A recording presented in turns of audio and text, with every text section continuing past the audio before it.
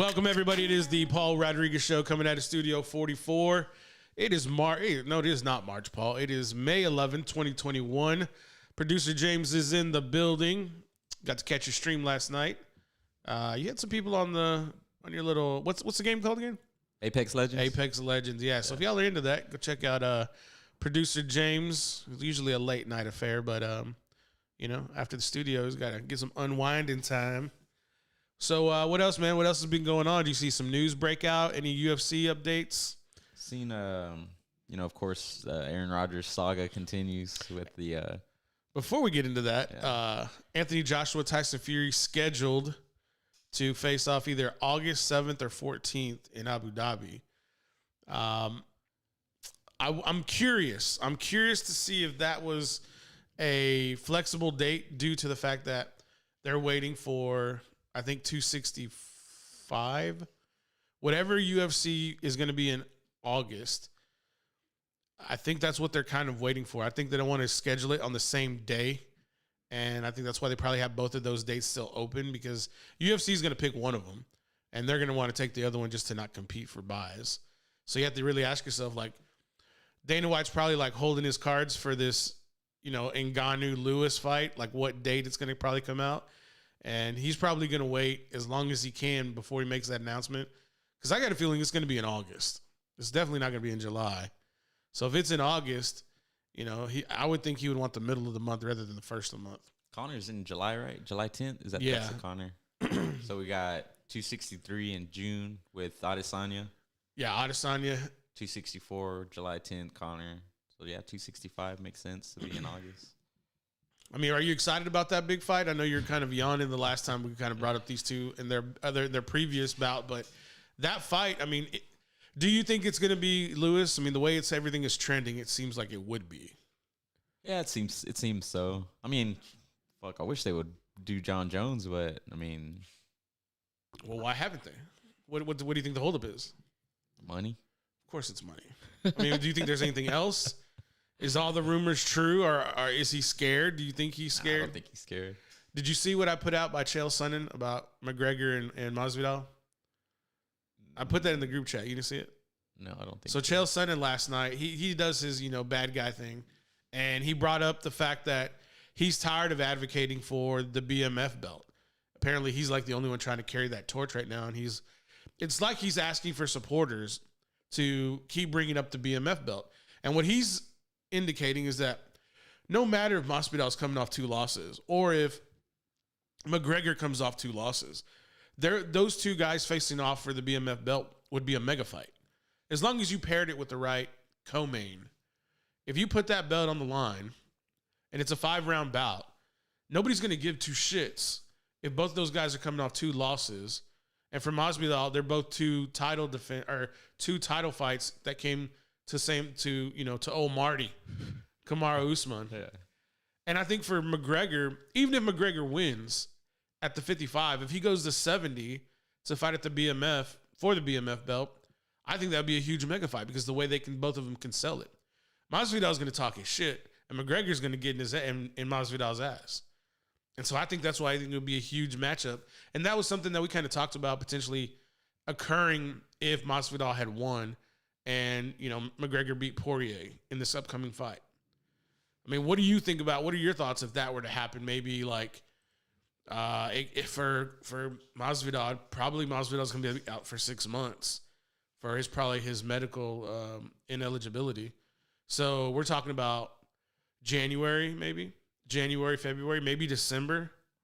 If McGregor wins or loses, it doesn't matter because I don't think McGregor's going to want.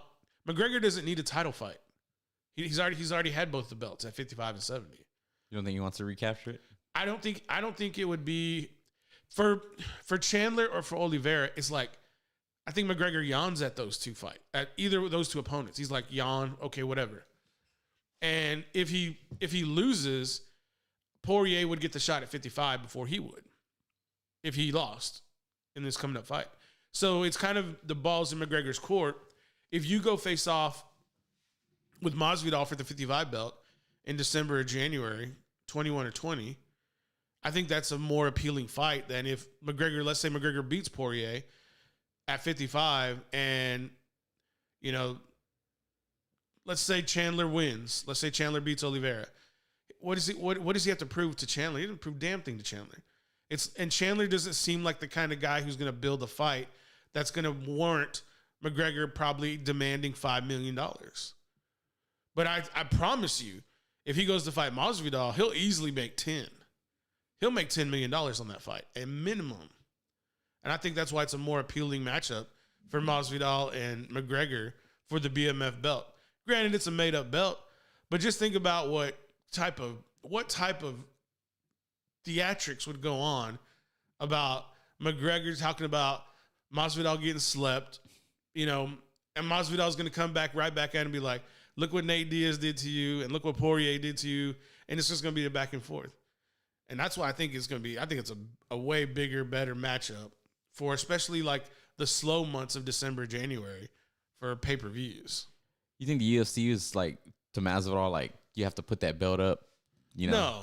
Or it's like an option for him? I think it's a bargaining chip for Masvidal right now. It's like that's what's going to keep him in his cult following and him having the BMF belt, even though he's lost to Usman twice. We got to put that to bed. Like Masvidal is not going to be the champ while Kamaru Usman's there, unless they have the fight with McGregor and he beats McGregor, and then he goes and Kamaru Usman defends the belt 2 more times. Then if Masvidal makes a run and there's no one else, Nick Diaz is not available, Nate Diaz is not available, and then it's just Masvidal's left at 70. Yeah, but Masvidal would have to beat Conor. What's going on in your gears? Because I just saw you look down like you're thinking about something. I have something else to ask you, but I was going to save it for the end of this little UFC segment. Conor never he never defended the lightweight or I think at the featherweight. He never defended those belts, which, you know, like people say, you're not the champ until you defend the belt. You know what I mean? So what? He got stripped because he went to go fight Floyd. I think that's what happened on the lightweight. Yeah, on both of them. Well, he got stripped from the featherweight because he went up to the lightweight. He went up to 55. Yeah, but he still carried those 2 damn belts in the ring. I mean, yeah, he did. When he was still the champ. Yeah, he beat Eddie Alvarez. But my thing is, like, dude, like, I mean, like, we're talking Usman, Anderson Silva, great champions, John Jones, who won the belt, defended the belt. And it's just, I felt like something worth noting, you know. So you're saying that the validity for McGregor at 55 and 70 is a little bit questionable due to the fact that he didn't defend those belts? Yeah. Yeah. Mm-hmm. All right. I mean, I think that's a fair point, just due to the fact that Usman's defended 70 twice, and we'll see what happens between Oliveira and Chandler at 55. But do you think is it about the money now for McGregor more than like the title for the UFC championship? Now, I'm granted, I think he would love to beat, you know, Oliveira or Poirier. I'm not sorry, Oliveira or Chandler, depending on what happens. But do you do that after you try to go take out a bigger Masvidal? Because Masvidal's, if you don't know, he's a big 70. I mean, not compared to like Nate or Nick, but he was bigger than Kamaru Usman, like just body-wise. And for McGregor's like 5'8.5". He probably walks around at 180. Masvidal walks around at 200 after he weighs in easily. And so that's the thing is like 5'11", 200 on fight night versus 5'8.5", 178, 180. Those are the kind of questions you have to really ask yourself. And I don't know if McGregor has the knockout power to really hurt Masvidal the way Usman did. They're just built different. Because I think Usman is all of 5'11", and he's not as thick as Masvidal, but he definitely has the power to literally, you saw it, knock him out. Nobody thought he did, but he caught him perfectly on the chin, and one of the best potential NFTs that will be out there in the ethos forever. Yeah. I'd like to see McGregor, Usman. I mean, there's so many fights for McGregor. You know, Who would he have to beat to get there? Definitely Poirier. Yeah, definitely Poirier. Oh man, he's got a. That's task. a long road to hoe. Yeah, he's got a task on his hands. He's Poirier, gonna have too. to go through both Diaz brothers if they fight at 70. Unless I don't know if Nick wants to go to 85. I mean, he looks way too svelte right now. As much as in shape as he is, 185 I think is just that's a lot of. Nick Diaz is 6'1". Adesanya is 6'4". That's a lot of gap to close. But if he fights at 70, he's bigger than Usman. And if he fought at 55, which I don't think he would, he'd be bigger than everybody. Yeah. So those are the questions you have to really ask yourself. And what do you see? Is it a must win for McGregor to go does McGregor have to beat Poirier? And who else does McGregor have to beat at 70 to go challenge Kamaru Usman? Because the fight, what everybody's going to talk about is, okay, McGregor's going to want a title fight if he beats Poirier. And he'll walk in easily to whoever wins out of Oliveira Chandler. Does he have to take the title fight? And would it have to be champ versus champ for McGregor Usman? Yeah. You think so? I think that would be the scenario. You think that's that's the fastest way to get to that fight? Yeah. But like you said too, I don't know if he's interested in. I mean, he already got the lightweight. It's about the money. Yeah. At this point for him. Well, I mean, you know those guys, they make so much money already, which McGregor has. He's made a lot, but there is a lot more to be made. Yeah. At some point, it's about, your legacy and all of that stuff, as opposed to, you already got the bank loaded up. I mean, 2-time 55 lightweight champion sounds pretty good. Yeah. You know what I'm saying? And then 2-time champ sounds really good too. But then you have to go defend those belts. And so let's take another road. Let's say that happens. Let's say McGregor goes on a rampage and collects the 55 and the 70 belt. And Masvidal is ran through 4 opponents. And it's January 2023. Or early January 2023. And there's nobody left for Conor to beat. He's already beat Usman twice. He's already beat Chandler and probably some probably no name. Some guy we're gonna find out. He's gonna beat them. And all that's left is Masvidal with the BMF belt. What kind of circus would Dana White create for the champ versus Masvidal with the BMF belt? All belts on the line. Yeah, that'd be spectacular.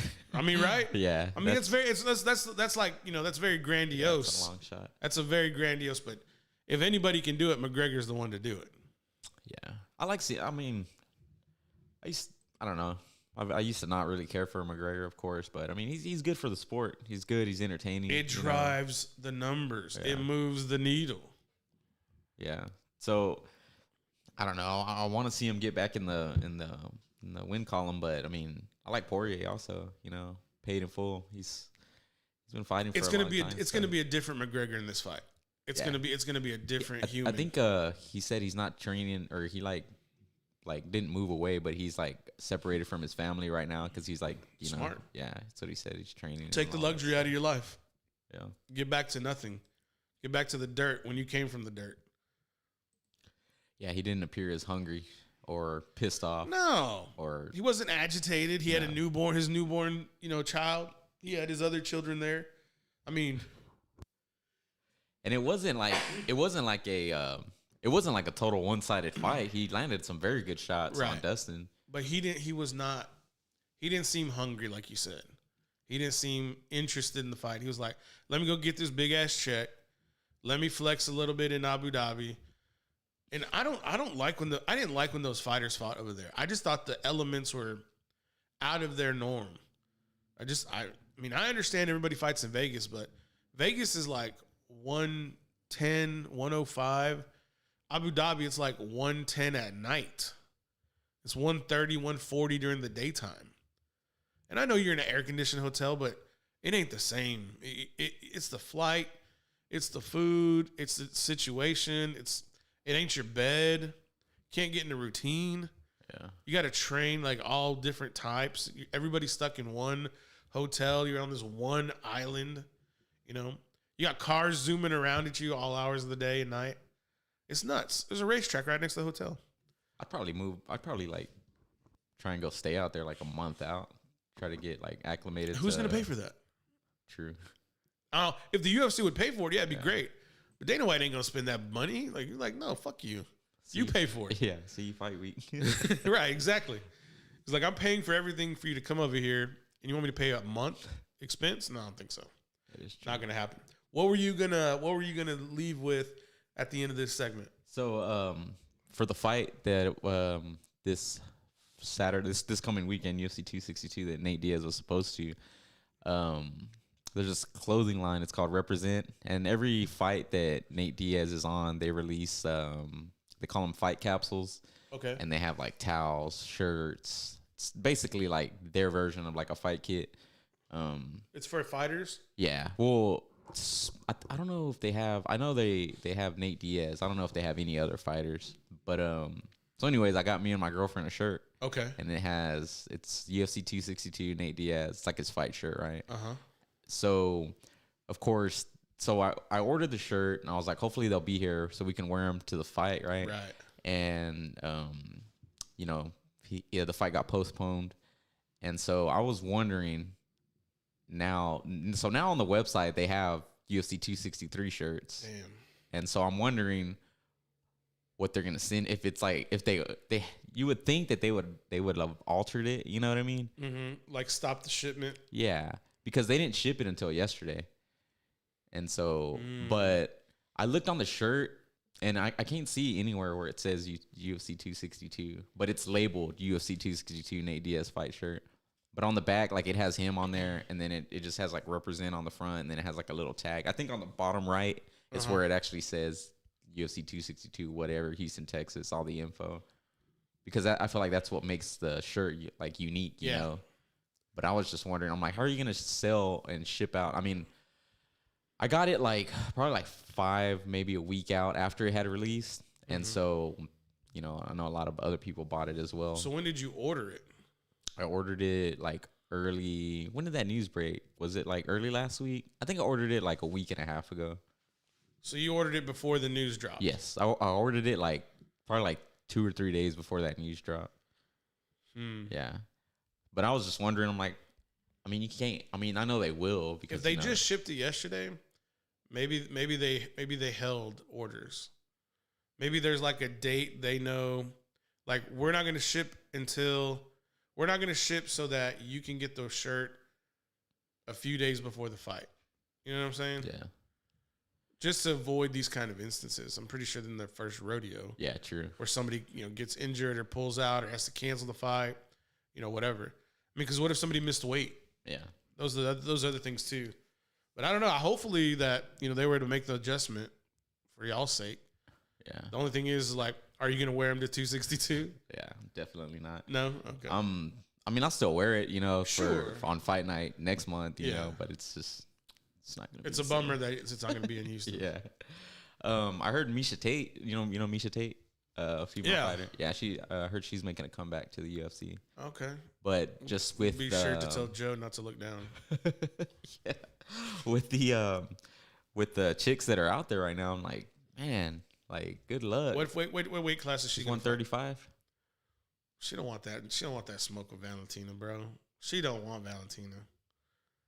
Nobody does. Nobody does. She would be better off trying to go fight at 45. Oh wait, at 35 it's Amanda Nunes, right? Yeah, 35 is Amanda Nunes. Maybe. I mean, Misha Tate's a big girl. I mean, for a woman, she's not 5'9" like the Lioness, but I mean, she's 5'7". She could easily make 135. Probably walks in at 145, 150. Fight night. Her and Colby Covington got into it one time because they have I think she has a podcast with her dude. He's also a fighter. I forgot his freaking name. But why would they get into it? Because he went on there and he was like, he said that Misha Tate disrespected him, like was talking mess or something. But there's like an audio clip, and apparently he got like banned from that show from like showing up. It makes sense, yeah. Of course you're gonna be banned if you're gonna go on. If you're gonna go address a beef on someone else's show blindly. Yeah, they're not going to take kindly to you coming on there and ambushing them. That's nonsense. Yeah. That to me is unprofessional. You should have squashed the beef before you got on the show. It's like, hey, before we do this, I'd love to do it, but we got to talk about some things. Do it offline. He's trying to drive the needle. He's trying to sell whatever he's going to sell. Yeah. But it's like he does it in a way that's annoying rather than like intriguing. Like Conor will do things to make, like when Conor told Floyd Mayweather, dress your age. You know, like you're carrying around a book bag. You like dress your age. You're 40. You know what I'm saying? Like to me, I was like, that's an insult, but it's also like it's true. Yeah, and he's like, "Why do you have a book bag? You can't even read." Yeah, that's funny too.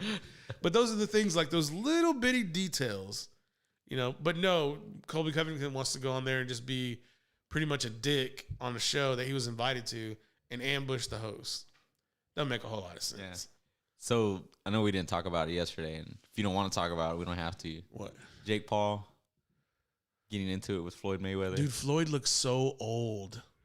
Doesn't he? Like, he grew his hair. I never knew he had hair. He looks scruffy. I mean, he looks horrible. Like, he looks like his age now. I'm like, dude, you look like Grandpa Joe, bro. Like, you need to get a cut. Like, why are you looking just raggedy? Yeah. Maybe he's doing it to, like, whenever this is over, he would be like, oh, that was the time where, you know, this was just an exhibition. This wasn't a pro fight. But then he gets in a forum, or he gets on a interview, and he's like, he goes, I'll never jeopardize my life for amount of money. He goes, but $100 million for Paul, for a YouTuber, I'll take $100 million. He's gonna make $100 million. Floyd Mayweather ain't getting in the ring for less than $100 million. I promise you, that's what he's walking away with, because it's on Showtime pay-per-view. It's not on no Triller. It ain't on no bullshit production. It's on Showtime. And they're gonna get their money. Without a doubt. Is it I know it doesn't matter, but is it labeled an exhibition? It has to be. Now, if it's an exhibition, I would not be surprised if Floyd takes an L. Because it's an exhibition, it's not a professional fight. So technically, if Jake or Logan Paul beats him, then it doesn't count. Doesn't even blemish his record. No. But I think Floyd is gonna. That's what I'm saying. For Floyd's like, you want me to get in the ring with the YouTuber, and you want me to take an L. He's like, it's gonna be $100 million, and Vegas will know. We'll know if Vegas has it one way. Like if it's leaning Paul the whole time, I was like, this is another work. Paul's gonna probably win this, unless Floyd just gets a wild hair in the middle of the ring and just starts not letting him get hit. That's the only way I can see it. But if it's going to be a good production. It's Showtime. You know, you're not going to have any jackasses drunk walking around. Oscar. You're not going to have anybody just acting foolish, talking over each other. You're going to have professional production. You know, no, Mario Lopez won't have to worry about his safety anymore. He'll be able to sit in the ring or sit ringside and relax. And it'll be a good hoopla. It'll be, after what everybody saw this weekend with Canelo and the way that, you know, the pageantry, the setup, the light show, the smoke, I think it'll probably be a really high quality production. It's just, you know, Jake Paul's probably going to walk away with $20 million, and Floyd's going to walk away with 100. He said he would fight both Paul brothers in one night, back to back. Well, yeah, I mean, why wouldn't he? It only makes sense. That's why, like, to me, it's like, it's not that interesting of a fight to talk about. But at the same time, it's like, I already know I already know how this is all going to work out. If it's an exhibition, Floyd's going to take an L, and he's going to cash a $100 million check. And Logan Paul's going to talk that talk, and he's going to sell all the merch. He's going to sell the hat, the gotcha hat. He's going to sell all types of different memorabilia and make his money on his platform. And Showtime's going to make all the money on the pay-per-view. I mean, that's the way I see it working out.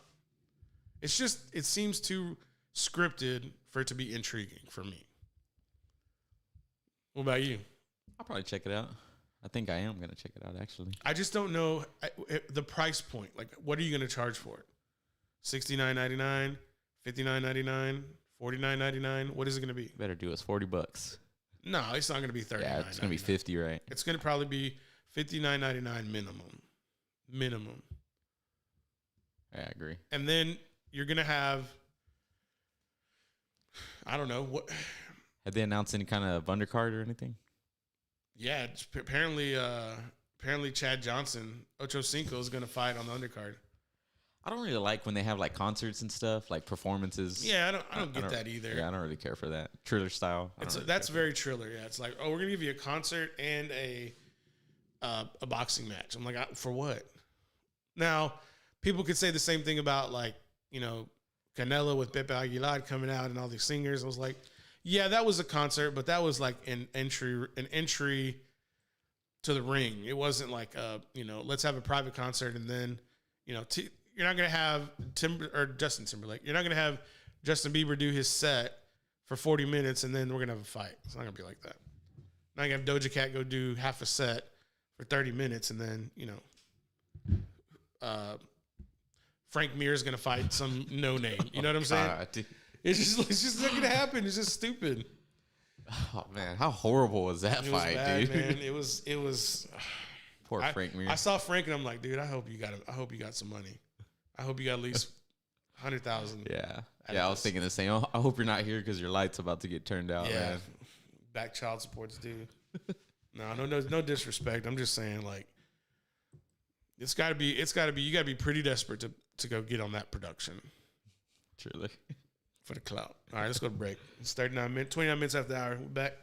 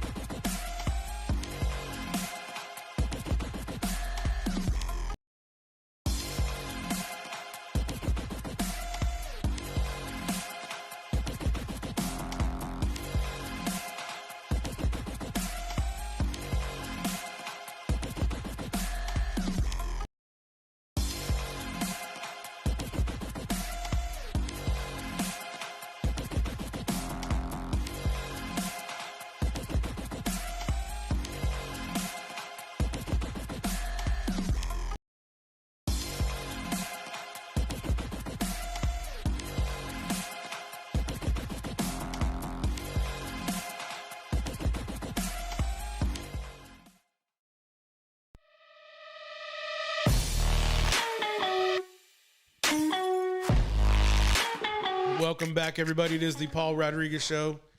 Producer Nick James and I were just having a discussion about Elon Musk coming to Texas, this huge gigafactory outside of in Del Valley, Texas. That has directly influenced hirings at Del Valley High School. That coach that came in from IMG had direct influence on that. The football teams in South Texas, right there outside of Star City, Boca Chica, Brownsville, Port Isabel. What else is out there? A lot of the schools off of Highway 183, San Benito, Donna.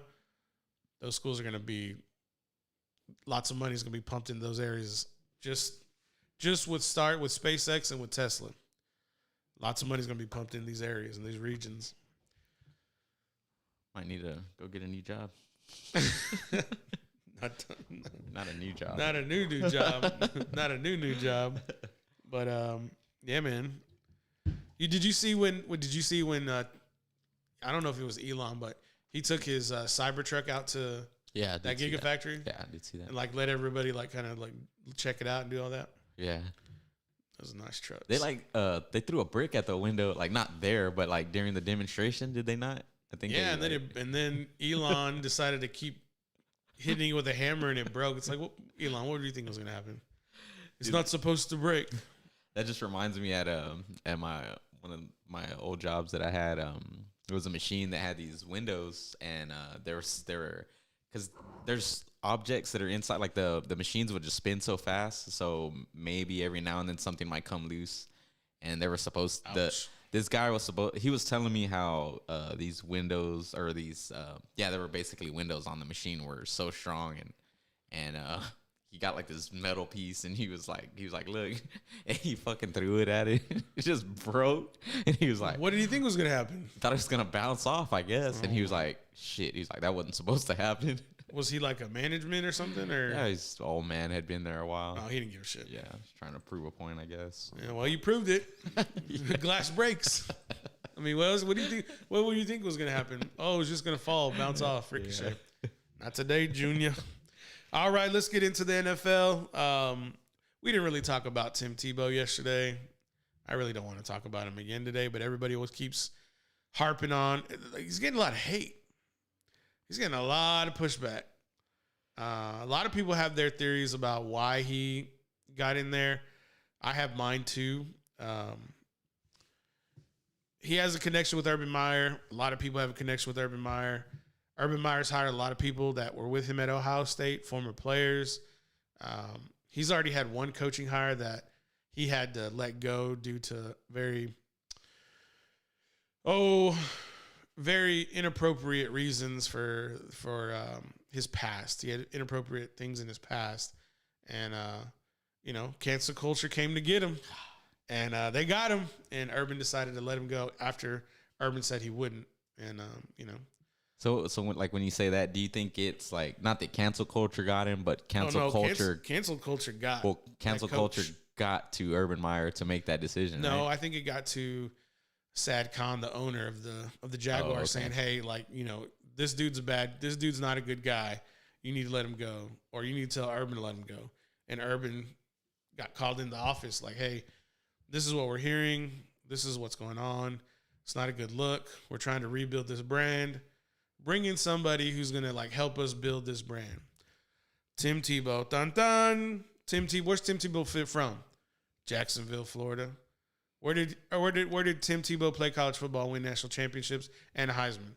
Florida. What did Tim Tebow should have played when he went to the NFL? Tight end. Should have. Didn't. Should have. Herein lies the question, though. Tim Tebow hasn't played football. Tim Tebow hasn't been on an NFL roster in 3 years. What's he been up to? He's been playing minor league baseball. The dude's a gifted athlete.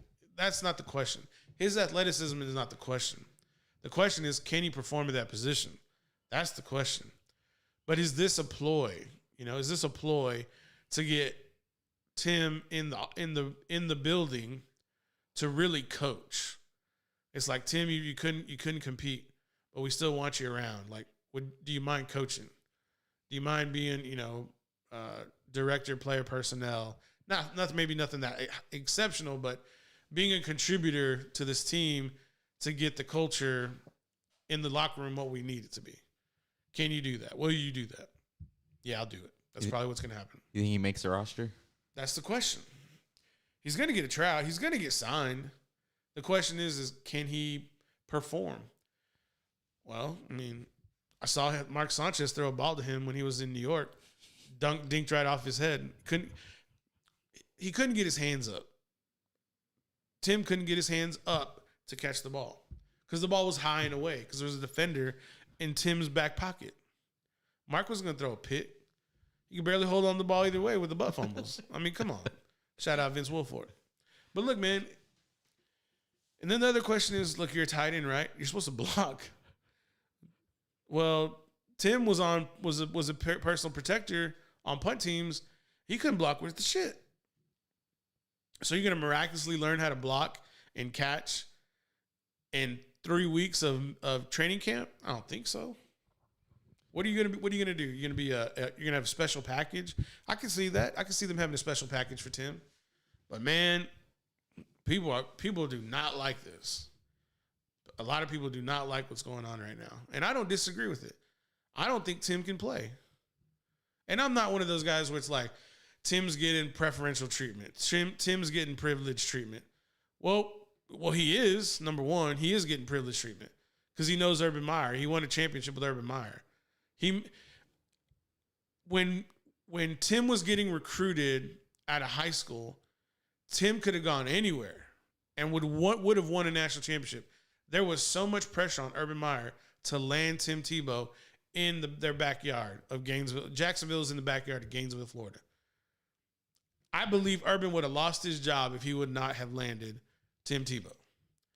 And Tim Tebow's, he's got his devout Christianity that he's with. That makes the club look good. He's a good-looking guy.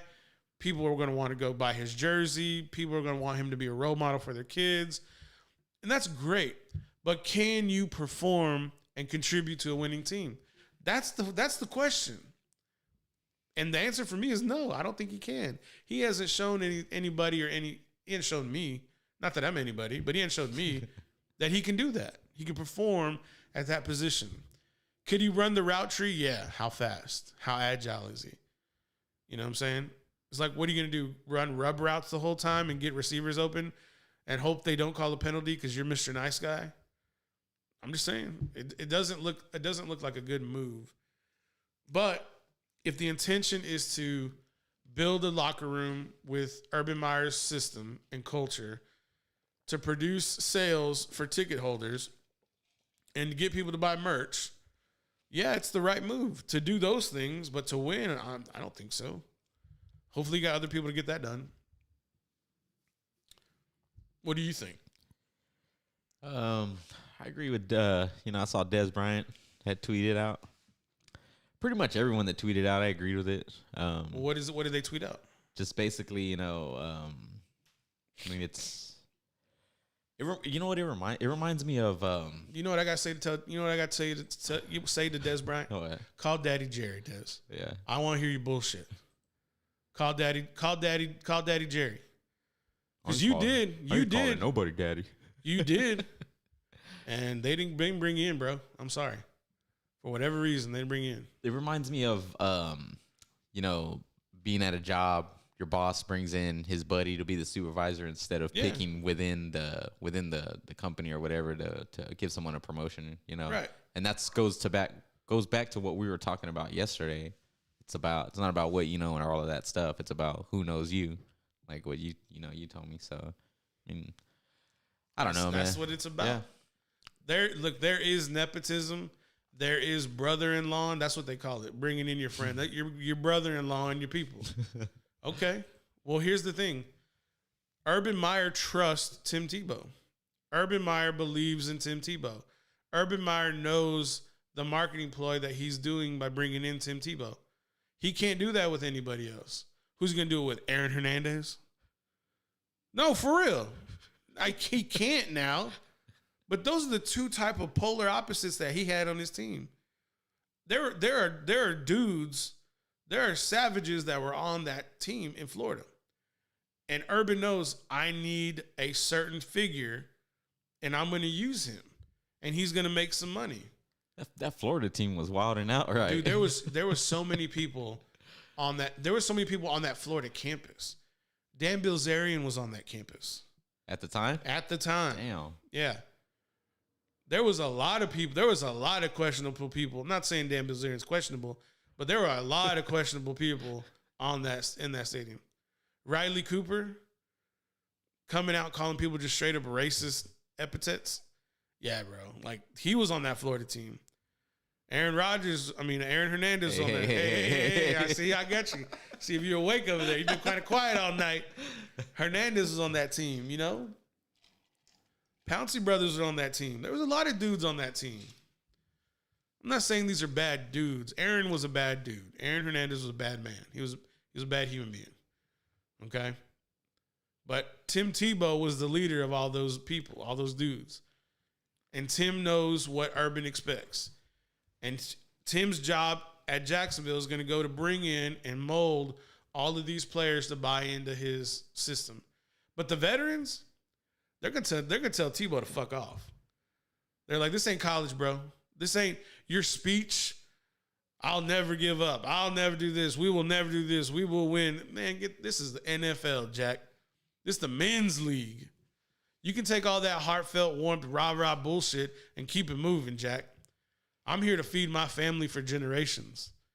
Ain't nobody getting in the way of that. You either fall in line, play your position, get your reps in, and go help us win, or shut your mouth.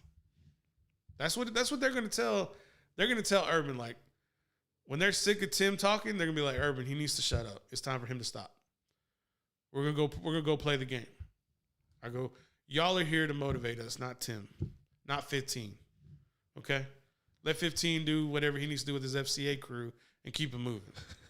I'm just saying. No disrespect. Yeah. No disrespect. I'm just saying, be honest. True.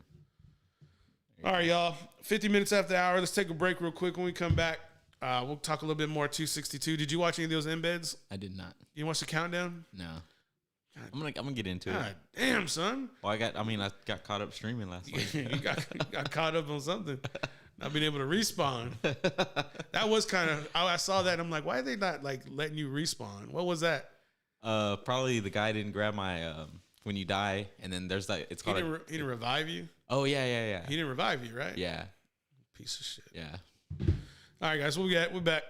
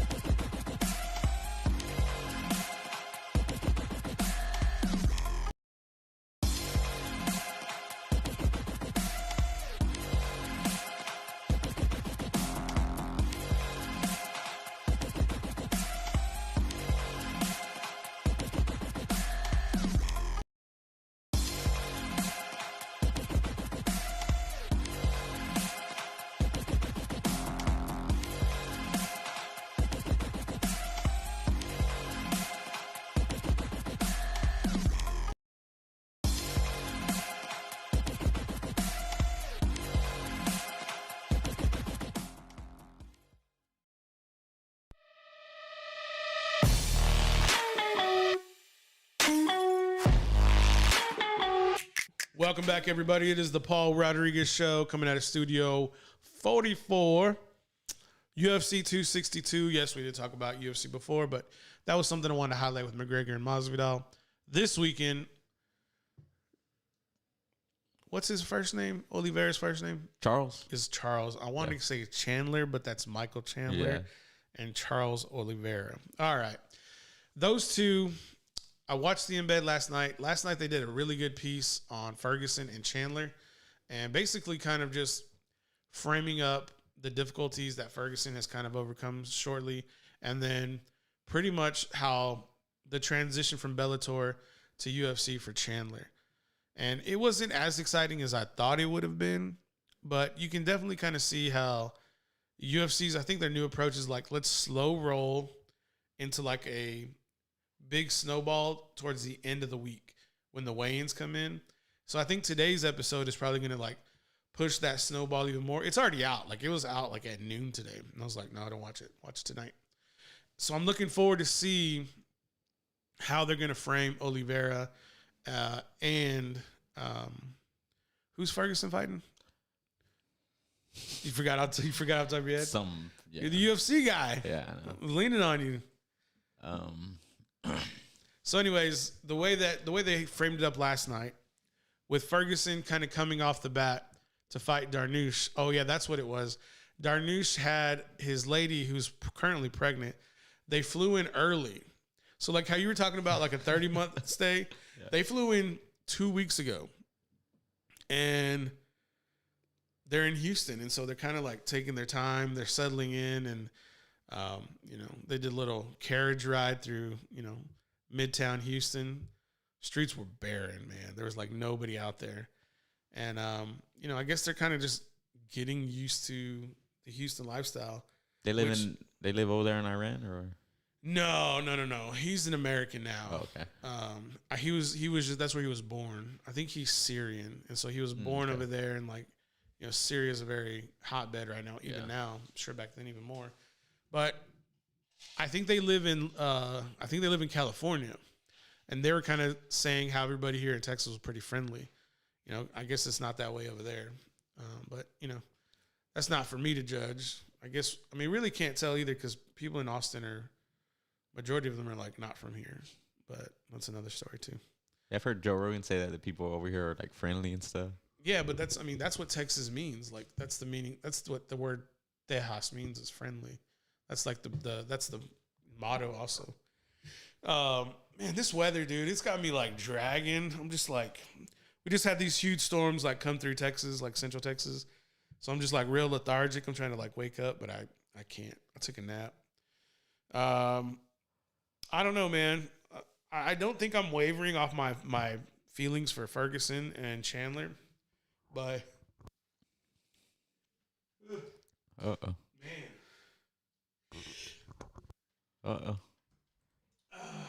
Dude, what are you putting in the air here, man? It's like I'm gonna sneeze, I'm not gonna sneeze.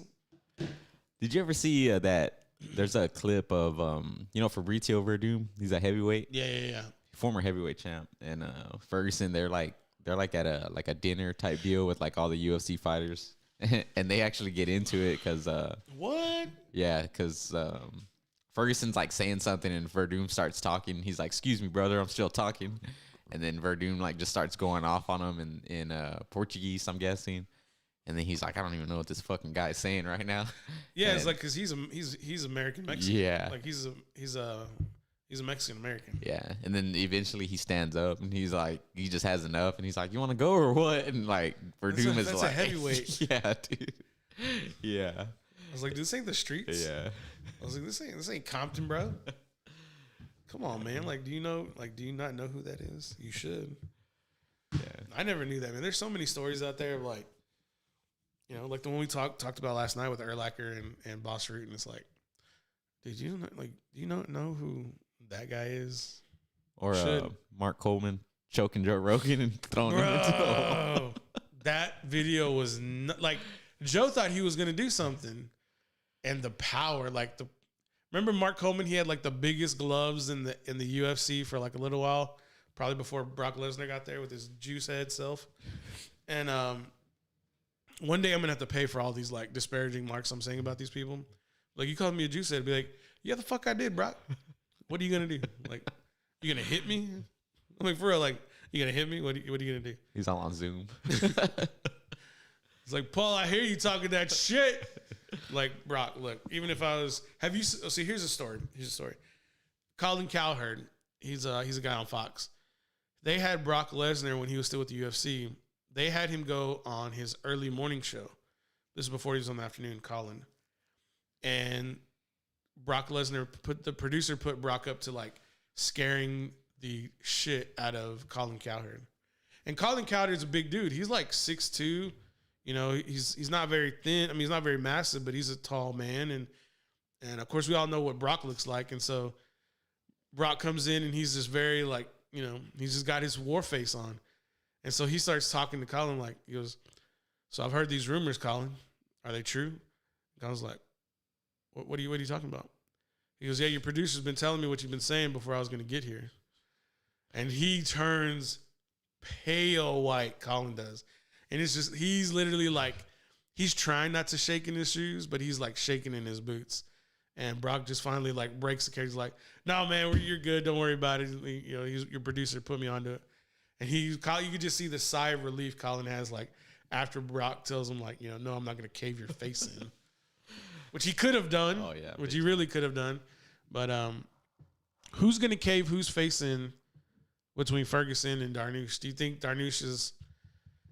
think he's past his prime? I mean, we can say the same thing for Ferguson. I think they're both mid-30 fighters. I mean, Ferguson's 37.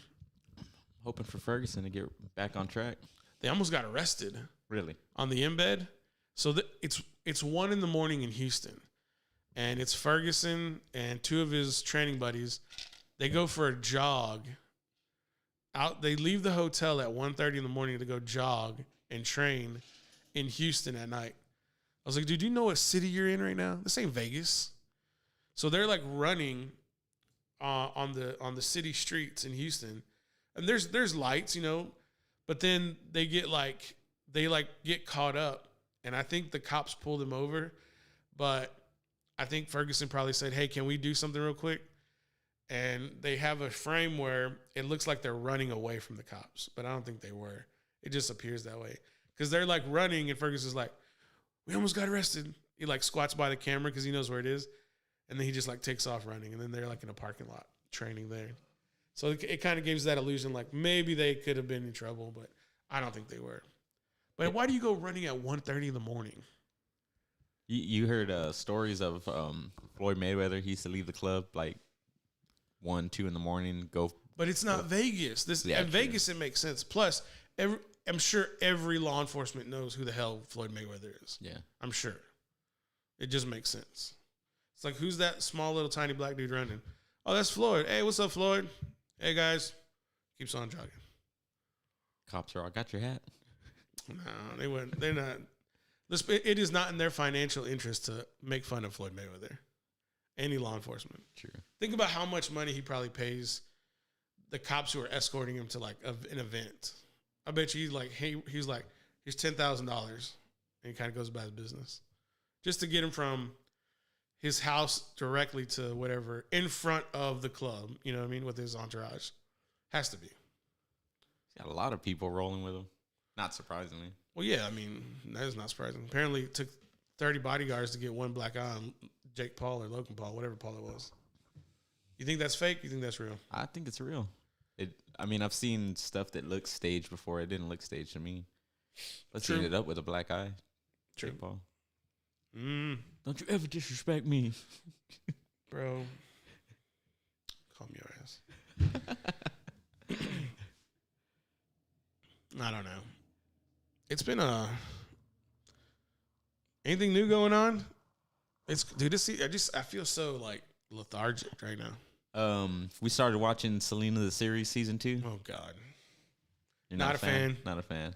Not a fan. You're married to the J-Lo movie? No, I'm married to the real okay. Selena Quintanilla. I'm married to her. Well, unfortunately, I mean, of course. I know when y'all were bringing it up on your show, when producer Jew was bringing it up, I'm like, eye roll. Change the channel. Oh, did you? No. But I was like, man, this is nonsense. I'm not a fan of the actress. She's a very pretty woman. She is gorgeous. Like, I think she's gorgeous. But the storyline, everything else, I'm just like, whatever. This is nonsense. It ain't what it is to me. Like, I don't know. Yeah. You gotta put yourself into the I guess into that universe they have going on in order to enjoy the show, if that's what you want to do. I was really excited for when it was going to come out, but then I watched like the first episode and I'm like, nope, I'm not watching this. What'd you think, like Dollar General Selena or what? No, man, it was just like, we already had J-Lo. She set the standard for what you need to get close to. And this is not even close. This is not even the same wheelhouse. Like, nobody was ever going to be Selena.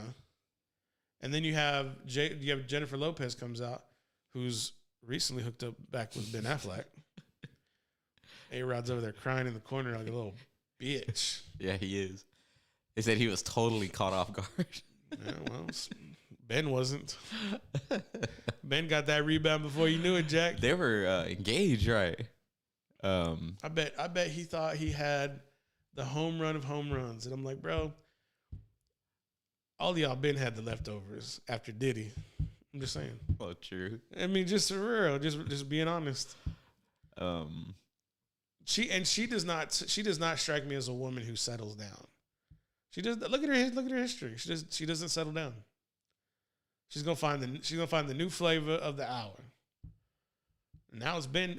Oh, look at Ben over there, getting drunk, trying to take care of his kids. I need that in my life. Okay, well, whatever. Is that A-Rod? Ben Affleck, Batman came out. Where is she? Where is she? And that's the other thing too. That was like the laziest ass Batman I've ever seen in my life. I agree. He didn't do a damn thing in those movies. What did he go get? He went to go get Lois. Lois, you're gonna be the savior of the world because Clark over here is going demented after he was rewoken. Clark, it's me. With your sorry, I like Rachel McAdams, but her acting was just garbage. Yeah, I'm so negative today, man. I don't know what's wrong. I don't know what's wrong with me. Like, man, screw that dang weather, man. It got to me. I think we got more rain on the way. Looking forward to it. Maybe that's what it is. It's a dreary day. It's a dreary day. Blah, blah, blah. Shout out to the Lone Star crew showing love on the in the comments. Appreciate y'all watching. We'll definitely return the favor. Appreciate the subscribe. Anybody else? Well, they do challenges, so They do. I was gonna say do, but they do as well. They do challenges as well. maybe they have a recommendation that you should try. Well, this week, Friday, we're going to do the McDonald's challenge. I don't know what that really means. I think it's 2 10-piece, 4 for large fry, and 4 drinks, and 4 double quarter pounders. I think that's the challenge. I just don't know how long it's going to take me to get that down. Any predictions? No, I don't. It took McAfee it took him 45 minutes. And then? And then he vomited. For real. Yeah, I know. And then he yacked.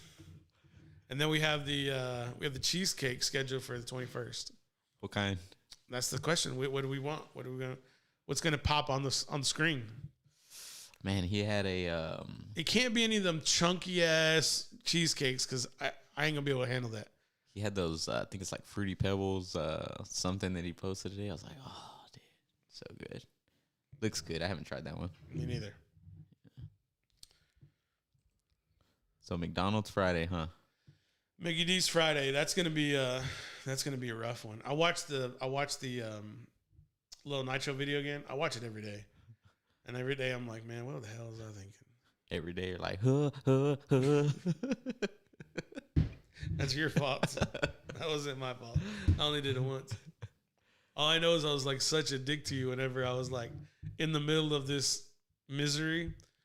I'm like, 18 million. You're like 9 million. And then also in the video, it's like it's like hotter than a jalapeno. And you're like 18 times. I'm like, yeah. I was just like, oh my God. Oh man, this show's been, I don't know, below average. What else is going on in the world right now? Gas shortages? Apparently. I don't know what that's about. You trying to prep me for a dark side tomorrow or what? Yeah. Yeah. So, are y'all going to talk about that? Yeah. Oh yeah. Apparently there was like what do they call it? Like a ransomware or something like that. Somebody hacked into something in this pipeline that runs from Texas to the East Coast. Yeah. And people think there's a gas shortage, and I had to clarify this. I had to explain to my woman, there's not a gas shortage. The people freaking out are creating a gas shortage. People pulling up with, these. Hey, who do we have to thank for that? Who do we have to thank? I don't know. Who? Who disperses information daily, on the hour, on the minute? Good old media. Good old mainstream media. Yeah. Yeah, I went and put gas earlier because I was on E, and I didn't know about this, and my girlfriend was telling me, and I saw people on Facebook. They were like, "Why is it packed everywhere?" So I live by a Valero over here on the north side of town, and I pulled in real quick, filled up. Was there people there waiting? Nope. Yeah, I didn't think so. Yeah, it was there and gone. But I remember back when, man, it was like 2 or 3 years ago. I remember where it was like the same scenario, and people were like everywhere. It was just like lines of cars, and I was actually on E, and I was like, "Fuck, dude, where am I gonna find gas at?" What was going on 2 or 3 years ago? I think it was I think there was a hurricane, I want to say, that had messed up. Oh, you're talking about Harvey? It might have been Harvey. Yeah, it was Hurricane Harvey. Yeah, that was like 6 years ago. No. Yeah, that was during the Obama administration. Remember, that's when all the Houstonians were like getting all their airboats, and there was all these people like driving down to Houston area to like go like get people out of their houses. Seemed like it was just yesterday. Oh man, it was years ago. That's when Harvey was making landfall. That's when Mayweather and McGregor. That's that night. Mayweather and McGregor. I drove to my aunt's house, which she lives, about 5 minutes away from me. We drove. I guess you can say we drove in a hurricane to go watch the fight. Yeah, maybe. Yeah.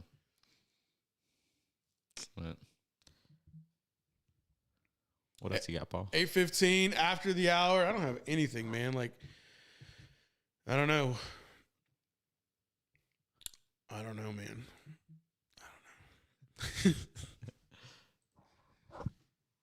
What do you got? You got anything? No. I mean, Selena the series, gas shortages. So that's the lineup for Dark Side? Selena, gas shortages. A couple of things I saw on Facebook also to bring up. Yeah, it's gonna be a good one, so tune in tomorrow. Is it gonna be a good one? Yeah, it's gonna be good. Are you sure? Are you trying to make yourself believe it? No, it's gonna be good. Yeah, it's gonna be good. Plus, we're giving away a PS5, so. Oh, you know what we didn't talk about? What? Is this whole Aaron Rodgers thing of Fugazi? For him to get a new contract? Has this all been for naught? Did Adam Schefter just create this whirlwind of information solely on the basis to like help Aaron Rodgers get a brand new highest paid contract in the NFL? I mean, is he leveraging the disrespect that he's been given by the Packers to get a massive payday? It's smart on his part if it is true. Especially he hasn't like said anything influencing Devontae Adams to like get out of town if Aaron's gone. I mean, what motivation does Devontae Adams have to stay if Aaron Rodgers is no longer there, right? Well, he's going into the last year of his contract. And if he doesn't get a deal done, he's going to get franchise tag in 22. So that means he's going to be there at least 2 more years. But I think the way this is all going, I'm thinking this is all bullshit. This whole thing was Aaron giving everybody a master class on manipulation to take a negative situation, flip it on its head, and create a massive payday. Like, I don't think Aaron wants to leave Green Bay. I never thought he wanted to leave Green Bay. Like, wanting to. But I think he wanted a new contract because he's like severely underpaid for his position. Yeah. And what he's accomplished like in the last 2 years. And maybe he doesn't really. I think he cares highly about the Super Bowl, but I think he also wants to be given the respect he deserves monetarily. You know, he's like, look, keep me in the loop. Give me a big payday. I wouldn't be surprised if it's tomorrow. Why? What's tomorrow? Well, that's when all the NFL schedules are going to be released. When does the cap? When does that take effect? The new cap room? June 1st. June 1st. That's the next big date. It could be May 30th. What's May 30th? The day of the week. That's what we're looking for. So I wouldn't be surprised if it's May 31st, Memorial Day. Big, huge announcement. Aaron Rodgers signs 4 years, $180 million contract. No. 4 years, $200 million contract. I'm with it. Of course you're with it, but that wasn't the question. The question was this all a fugazi? On whose part though? On Aaron's part. On Aaron's part. Did Aaron? So you're saying that he never wanted I'm saying to leave Adam Schefter. I'm saying Aaron talked to Adam Schefter and said, "I'm going to figure out a way to get you paid. You're going to create the biggest non-story of the offseason. On the day of the draft, release this tweet and talk about it very quickly, very shortly on your podcast and NFL Live. And then we'll let it run for a month and cook. Everybody will lose their shit. All the rumors will swirl where I'm going to go, and I'm going to end up getting paid by Goody Mane." For real, that's what it sounds. That's the way it's shaping up to me right now. But then what if Schefter was like, I was approached by Aaron Rodgers to create this big story? He'll never, ever say that. You want to know why? Because Aaron can give him information. And that's what you want as an insider. You need information. It's like quid pro quo. You do something for me, I'm gonna do something for you. And who is the leading insider in this whole story? Adam Schefter.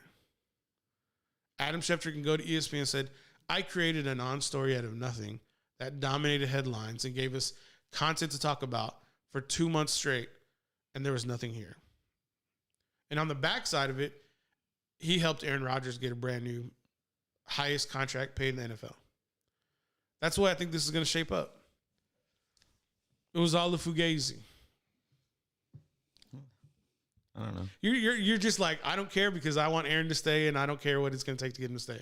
I mean, it's sad that if that is what it is, that's what it takes. But I mean, you were so pissed off at Adam Schefter when that information broke, and now you're like, well, it is what it is. Well, yeah, if I know the full picture of it, but if we'll never know. If he's just going to be just for the sake of, bringing for the clout. Yeah, that's all it was. That's all it is right now. It's Schefter has created content for every media outlet for a month and a half. For a month. A month and a half. For a month. Yeah. I mean, because we already knew the after they drafted Jordan Love and all of that, we already knew But nobody knew Jordan Love was a 4-year project. 3-year project. If you're moving up in the draft to go get somebody, they're ready now. Yeah. Not in 3 years. It's been 2. It's been 1. Going on 2. They're saying they don't believe he'll be ready until 2022. He didn't get to play last year. At all. He didn't get to do anything. Nope. Run scout team. Might have got some water for a few of the players. That's about it. If this turns out to be what happens, if this was a fugazi, if Adam Schefter created all this bullshit for nothing, props to Aaron Rodgers for getting his contract. Props for that. Props to the Packers fans. But there's going to be some disgruntled Packer fans. They're going to be like, why did y'all make us go through hell just to get this contract done? And on Aaron's part, he's going to be like, that's the only way it would have gotten done for me. We've been going through hell. 2 straight NFC championship You've been going through what now? You've been going through what? 2 straight NFC championship appearances. There are teams that don't even know what an NFC championship smells like. Hey, man. We're on different. That is not suffering. We're on different standards here in Titletown. That is not suffering. How many titles do y'all have? 4? Are we counting Super Bowls or are we counting World Championships? We're just counting Super Bowls in the NFL modern era. Okay. 4. Okay, yeah, 4. Okay. Tom Brady has 7 by himself. 14 world titles if we're, if that's what we're 14 counting. world titles when people played with no face masks and people were selling cars after they got done with the NFL season. There was no nutrition. The reason y'all won is because people were frozen to death because they couldn't play. They were stiff. Nobody told them to go over there. I mean, they had to play the game. True. To win, which we did. Y'all are lucky. Y'all are lucky. Let me just tell you like this. Now it comes down to luck. You're lucky. Listen. Okay. If the NFL was more progressive in the 60s, Vince Lombardi would have never been in Green Bay.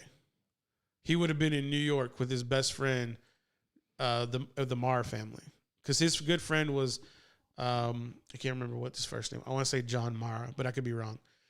Vince wanted to coach the Giants, but they were not going to let an Italian American coach the New York Giants. So what was he? A D coordinator, and Tom Landry was offense coordinator. Well, Vince wanted to be a head coach, and the only place they would put him is in the frozen tundra of Green Bay. And he won 3 titles.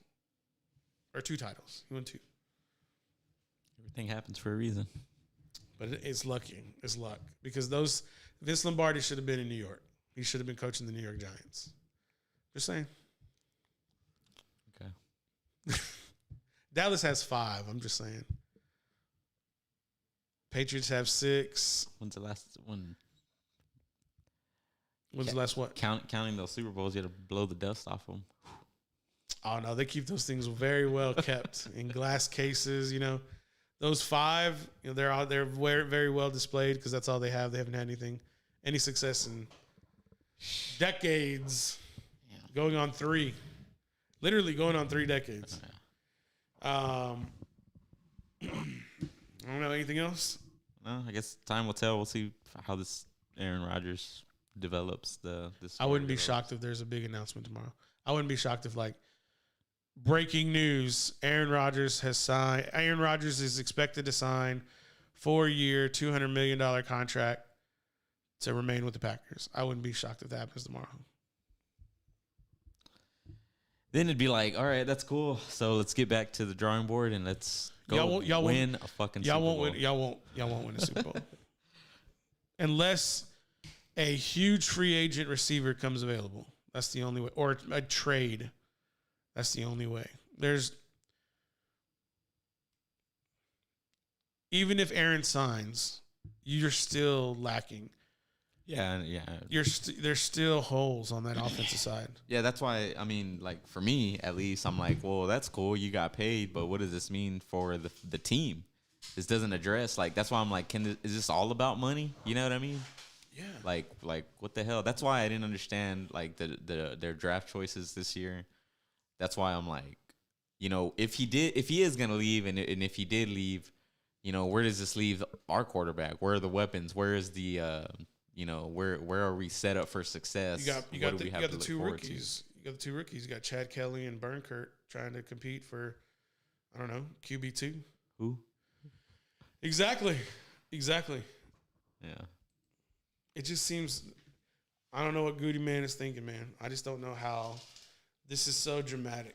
I'm not surprised because I saw what Dallas and Dak went through for 3 years. Just be lucky this doesn't linger for 3 years. Then you'll know how Cowboys fans feel. I will never know how Cowboys fans feel. Why? You're right, though. You'll never know what it's like to be a 5-time world champion. Oh, shit. You're right. All right. You set yourself up for these. I'm just saying. You'll never know. Listen, I hate to break this to you, but you will one day know what it's like to you will know what it's like to know what the Dallas Cowboys felt for not smelling an NFC championship in 10 to 15 years. and that'll be the regime that Jordan Love takes over. Post Rodgers era. Jordan Love limp into the playoffs, losing the wild card. Maybe not make the playoffs for like 5 years. I don't think Jordan Love is the answer. I don't either.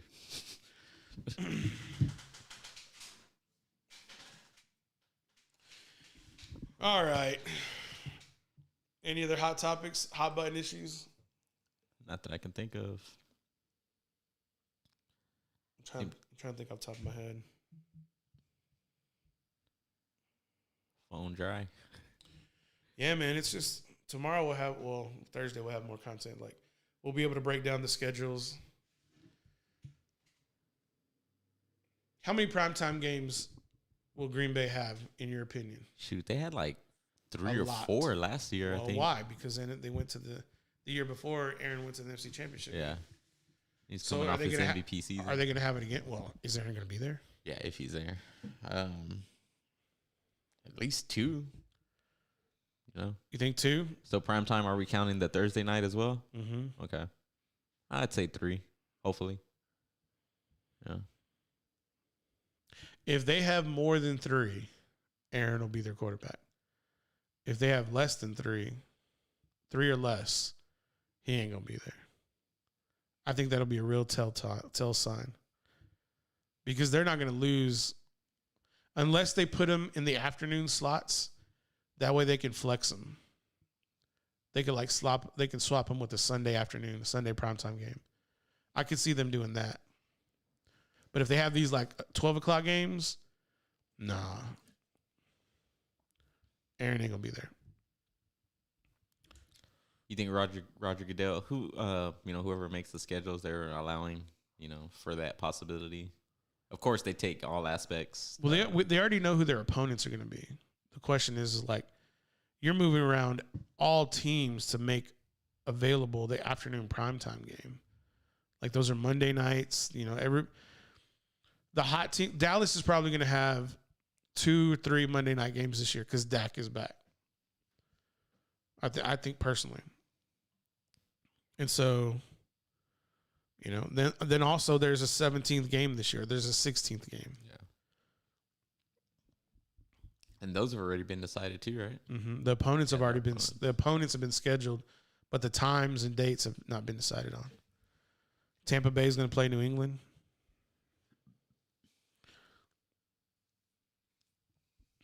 Dun, dun, dun, dun, dun, dun. It's okay. Now, who do you play that for? Do you play that for New England or do you play that for Tom? New England. Yeah. What is Tom's song going to be? All I do is win, win. Nah, he's got to have something a little more. If you had to put a song to Tom Brady's personality, what would it be?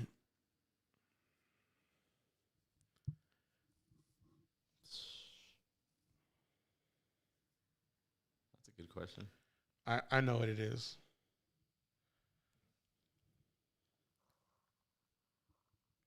What you got, Prince? Mm-mm.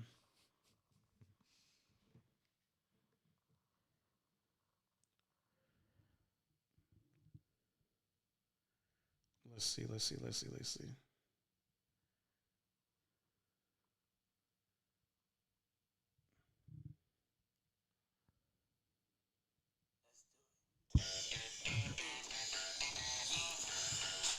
That's what Tom Brady's song would be.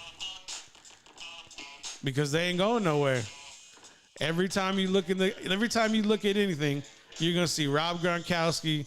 You're gonna see everybody in Tom's wheelhouse coming after that title.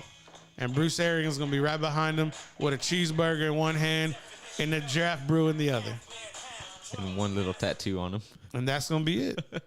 That's what it's gonna be about. You think he gets another tattoo if they win? Hell yes. I'm just saying. As we ride out. He writes checks. We out.